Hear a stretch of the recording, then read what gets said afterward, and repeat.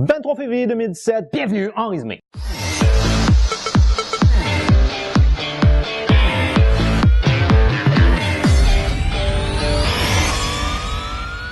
Bonjour à vous communauté, mon nom est Yves Lantier, bienvenue en résumé l'actualité avec une pointe d'humour et d'humanisme. Alors communauté, j'espère que vous avez passé une excellente semaine. Moi, ce que je dois dire, c'est qu'ici au Québec, ou plus particulièrement dans le sud-ouest du Québec, il a fait particulièrement beau et chaud. C'était une semaine qui était très agréable pour ce qui est d'aller à l'extérieur, de se promener un petit peu, de faire des tours de voiture, de marcher, etc., etc. Alors j'espère que pour vous aussi, ça a été une belle semaine, que tout s'est bien passé au niveau de l'école, du travail ou peu importe ce que vous faites comme occupation. Communauté, cette semaine, ce que je dois vous avouer, c'est qu'il n'y a pas grand-chose qui a retenu de manière très importante mon attention au niveau de l'actualité internationale. Alors j'ai l'intention aujourd'hui de vous parler de comme plusieurs petits sujets séparés, mais j'ai comme pas de sujet cœur à ma capsule. Ce qui va me causer des sérieux maux de tête au niveau de ma miniature puis de mon choix de titre, mais allons-y. Alors, communauté, cette semaine, je vais vous parler, bien entendu, des événements très surprenants qui se sont passés en Suède. Je veux également vous parler d'un des très rares gestes sur lesquels je suis en accord avec Marine Le Pen. Je veux vous parler très brièvement d'une nouvelle découverte que la NASA a fait qui peut être intéressante, mais aussi d'un record Guinness qui sert à sweet fuck all. Alors, la première chose que je veux vous parler, communauté, eh bien, c'était dans le cadre d'une espèce de conférence, là, où, en fait, je sais pas si on peut dire que c'était une conférence. Eux autres, ils appellent ça une réunion, donc je peux pas vraiment vous dire, mais Donald Trump était présent en Floride pour faire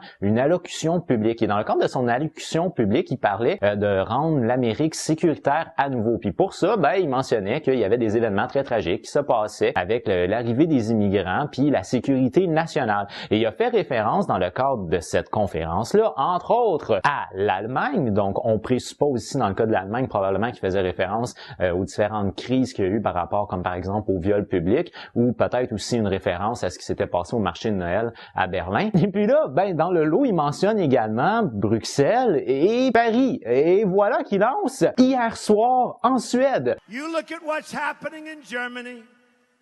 You look at what's happening last night in Sweden. Sweden.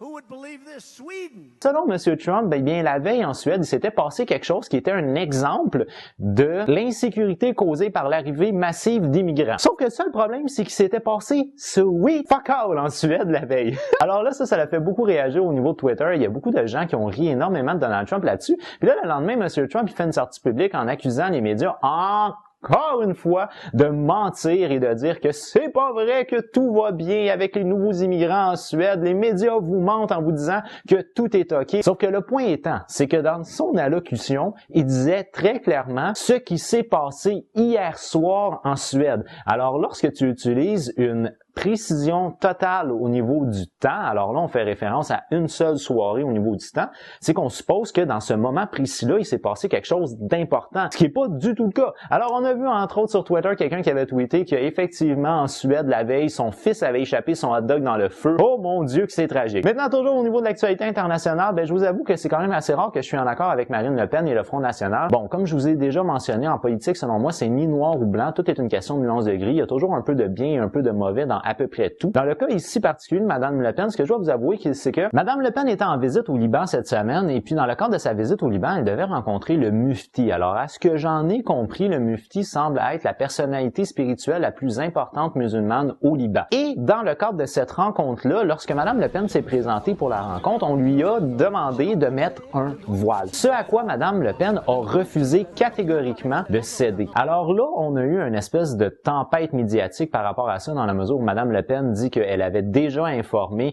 le comité du Mufti qu'elle n'allait pas porter le voile lorsqu'elle allait le rencontrer, puis elle dit, vu que j'avais pas eu de nouvelles, je pensais que c'était correct. De l'autre côté, ce qu'on dit, c'est que l'équipe du Mufti aurait contacté l'un des proches de Mme Le Pen dans le but de lui signifier qu'elle devait absolument porter ce dit voile-là. Alors là, il y a eu un mouvement de sympathie sur Twitter par rapport à Mme Le Pen et le refus de porter le voile. Est-ce que c'était un geste qui est un geste uniquement médiatique? C'est possible, puis honnêtement, j'en ai particulièrement rien à battre. Alors moi, je suis quelqu'un qui est très ouvert au niveau des religions. Alors moi, en tant que tel, je veux dire, peu importe la religion que tu pratiques, j'en ai rien à cirer. Puis si toi, tu veux porter comme par exemple la burqa ou le voile, c'est ta business. Mais s'il y a une chose sur laquelle je suis très à cheval, c'est que tu ne dois en aucun cas imposer quoi que ce soit à autrui. Et là, là-dessus, je suis catégorique. Alors si Mme Le Pen refuse de porter le voile, selon moi, tu te dois de la rencontrer et telle qu'elle est. Si comme par exemple, disons, moi j'étais un homme d'État qui est un homme d'État important, puis que là, il y a quelqu'un qui vient me rencontrer à poil. Il est tout nu. Pas probablement que je vais rire de cette personne-là, je la prendrai pas du tout au sérieux, mais jamais je vais dire « No fucking way que m'a te rencontré ». Bon, c'est ça, je te prends pas au sérieux, fait que va t'habiller ou sinon je t'écoute pas tout simplement, mais je vais te rencontrer au minimum pour rire de ta gueule. Et je félicite Madame Le Pen d'avoir refusé ça, puis j'espère qu'elle va continuer parce que,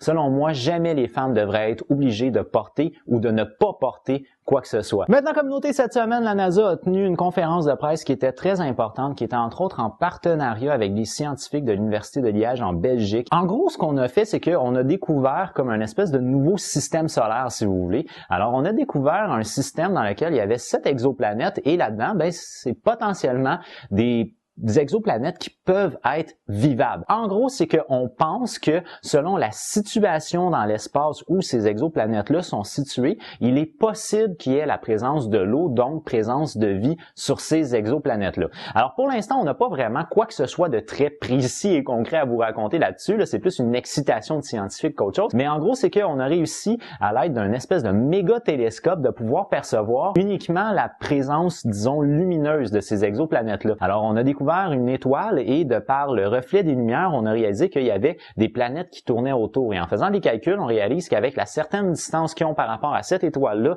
et par rapport à la grosseur de cette étoile-là, il est possible qu'il y ait de l'eau sur certaines de ces planètes-là. Maintenant, on n'en saura pas plus que ça pour ce qui est de la possibilité de vie sur ces planètes-là. C'est pas demain la veille qu'on va envoyer une navette là-bas pour voir qu'est-ce qui se donne. Mais c'est possible qu'on ait trouvé de la vie potentielle ailleurs dans l'univers. Maintenant, communauté, ben, en guise de dernier sujet, je vous ai réservé le sujet qui est le moins pertinent, mais quand même qui porte à réflexion. C'est donc l'histoire d'un jeune étudiant japonais qui a réussi en 1 minute à claquer 296 fois des doigts. Ça, c'est un record Guinness. En soi, le record Guinness est totalement impertinent et vraiment très plate à regarder.